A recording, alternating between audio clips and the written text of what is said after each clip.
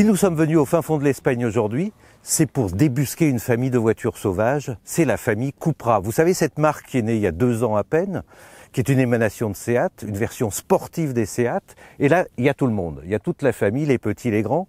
Nous avons la Cupra Leon Berline, la Cupra Leon ST, le nouveau Formentor et ce que nous sommes venus tester aujourd'hui et essayer et vous montrer, c'est l'ATK 2020 qui est une version restylée du premier SUV de la marque et on vous montre ça.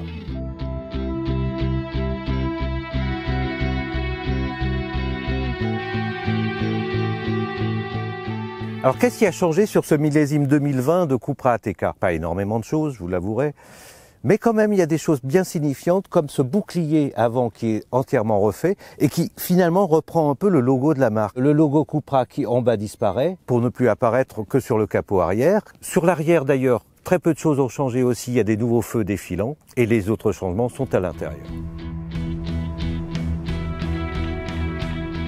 À l'intérieur, il y a aussi quelques nouveaux trucs. C'est notamment ce volant auquel viennent se rajouter 2 petits boutons. L'un pour démarrer la voiture et l'autre pour changer le mode de conduite, pour passer de confort en sport jusqu'à Cupra qui est le sommet. Il y a aussi des palettes agrandies. Le seul problème, c'est que ce volant multifonction, il est en option. C'est donc le premier restyle à ma connaissance en option. Sinon, au niveau connectivité, elle est améliorée. L'écran n'a pas changé, il a toujours 10 pouces et demi. Au niveau de l'autonomie, il y a une progression aussi, c'est qu'il y a un régulateur prédictif qui maintenant arrive à caler la voiture aux vitesses légales en ville, sur autoroute ou sur route nationale.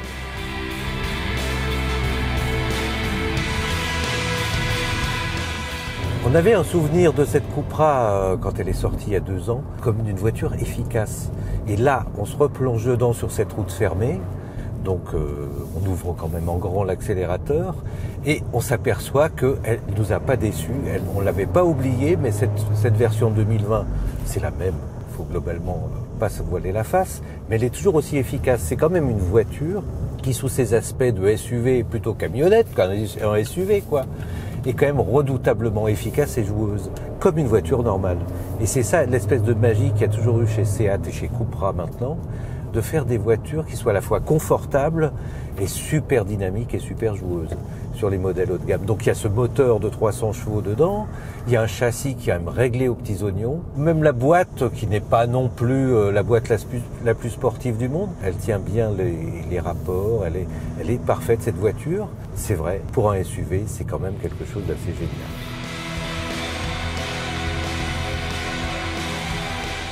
On a donc passé la journée à ausculter, torturer et triturer ce Cupra ATK.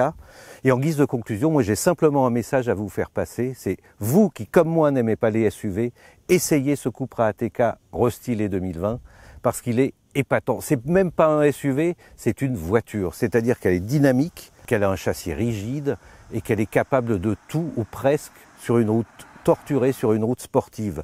Évidemment, il y a le moteur de 300 chevaux qu'on connaît par cœur, qui est très très bien. Il y a la boîte DSG7 qui n'est pas parfaite en conduite sportive, mais elle s'adapte.